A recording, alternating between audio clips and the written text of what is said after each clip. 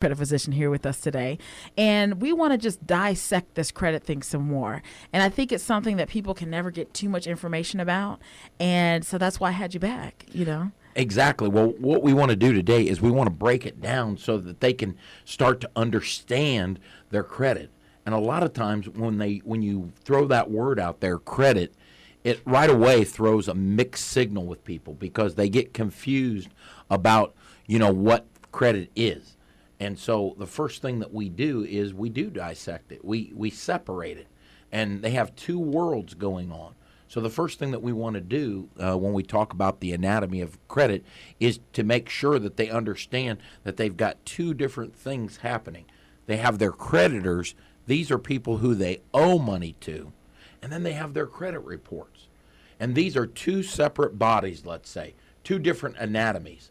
Okay, so we want to make sure that we're separating these things in a person's mind, because a lot of times when people get into problems or get into issues with their credit, they get these two worlds mixed up. So that's the first thing that I teach anybody that I come into contact with.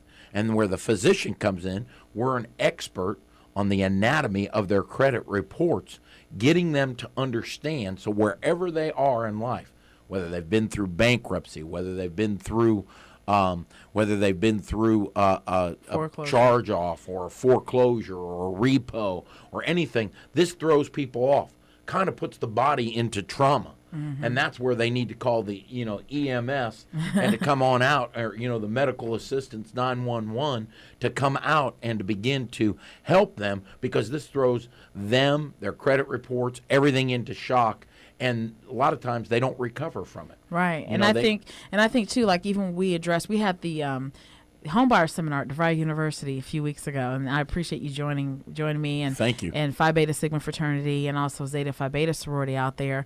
And we had a lot of people just whipping out their pens when we were talking about credit and talking about the loan types. We had Brett Jackson there with Ascent Home Loans was there as well. Yeah. And it was just a lot of great information, and I think people were really receptive to what you had to say about credit. And that's why we had you back here on the Real Estate of Real Estate.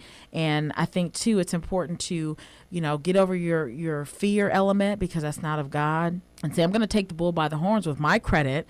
I messed it up. I have to fix it. And whether it was your fault or someone stole your credit or whatever happened, we have to face it and we have to address it. And that's where your company comes in and can help people not just, get a quick fix and patch it up, but really restore their credit to where it's not going to slip back to where it was, but build strong, healthy credit again. Exactly. And a lot of times when things happen in life or when you go to deal with it, you deal with it like you're in the dark.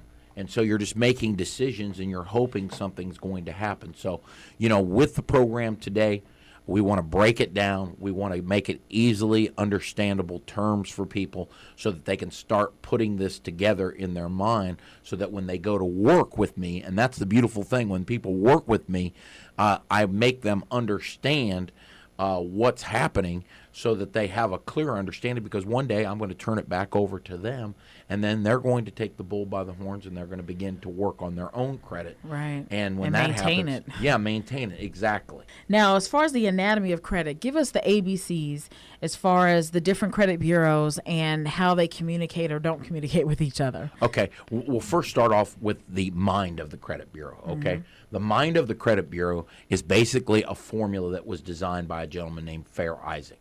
Fair Isaac took 10 report cards. Each one of these report cards are called scoring cards. Everybody is on one of these 10 scoring cards. So what happens is this makes up the mind of how the credit report thinks. And so what you're dealing with is when you go to deal with your credit or go to work with your credit, you have these 10 different report cards that you're up against that you don't know about. And so what we do at the credit physician, because we understand how these 10 report cards work, all the credit bureaus basically go off these principles. And so if you understand that, you can take people from wherever they're at today, whether they're through bankruptcy, repo, whatever traumatic experience they have, and you can begin the healing process. But this is the mind of the credit bureau. Now, the mind of the credit bureau is based off these 10 credit scoring cards. Credit scoring right now goes from anywhere from 300 up to a score of around 850. That score is beginning to change, and it's going to go from 500 to 1,000. Okay. So the mind of the credit bureau, when things are happening, is a mathematical formula. This is what people are up against. And this is the unknown thing we're up against. The unknown thing that nobody talks about, that nobody educates people about, and this is where the credit score comes from. Okay? So to understand the mind of the credit bureau as an individual, that's where those two worlds that we talked about earlier come in. You have your creditors and you have your credit reports. And then in different bureaus, there's Equifax, TransUnion, and Experian. Right. These are the three major credit bureaus that are out there that people are dealing with. Everybody has three. There's actually, to throw something in, there's actually now 4 credit bureaus. Wow. So, this makes it very hard when people go to work on their credit reports, because their credit reports are different than their creditors. The worse the credit, the farther these two pictures come apart. So right. What we do is we bring it into focus and start to deal with exactly what people are dealing with. Now, for people that don't know, they have no idea where to begin. I mean, with their credit report. Right. I mean, you have the right to know what's on your credit report and make sure it's accurate and that the information is valid and correct. And so I think people a lot of times just think, well, whatever life's dished to me is what I take. But no, personally, myself, I've sat down and I have faced my credit. I knew that there might be some ugly things on there, but I really didn't want to confront them because it also meant that I hadn't been very responsible and some other things. But when I finally sat down and I called each bureau and they sent me my report, hey, it was free to me. It didn't cost me anything. If I wanted my scores, I had to pay, but it was, $10?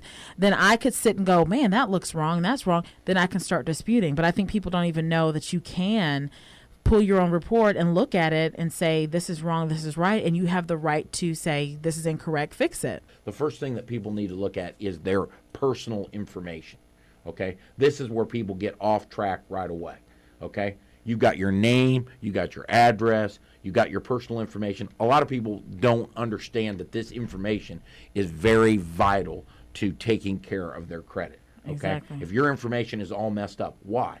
Well, if you have a wrong address on there, or if you've got a wrong phone number on there, or you got wrong information, when you go to start cleaning up your credit or go to start taking care of issues on your credit, the first thing that's going to happen is your information is going to be sent to the wrong places. Right. So the first problem and a major problem with people is their information. This is part of the mind of the credit bureau. If your information is messed up, when the credit report starts to think, it's going to start sending your information to the wrong place.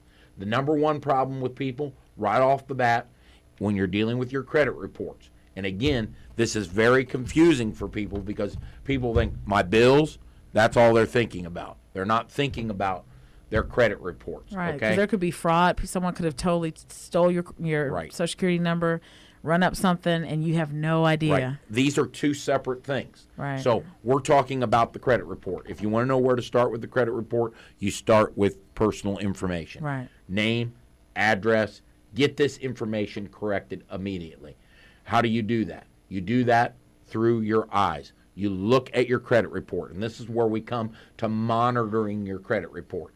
Everybody needs to monitor and look at their credit report once a month. You cannot deal with something blindly, and that's where people start to give wrong advice. They're like, well, let's order the free credit reports that are available, people. Wrong answer. Do not do it. Do not order the free credit reports. Do not do that. You have credit reports that are free to you directly from the credit bureaus, but do not order the free annual credit report when you're going to start to work on your credit. It's the worst mistake you can make. Freecreditreport.com? Or No, freeannualcredit.com? No, you want to go directly through the credit bureaus. Right, No. so don't use that freeannualcreditreport.com. No, zero. Do not do it. It's propaganda. It will stretch out the process. And the reason being is when Congress enacted the Fair Credit Reporting Act, they said you can have a free credit report. I believe in Georgia it's 2 times a year. But what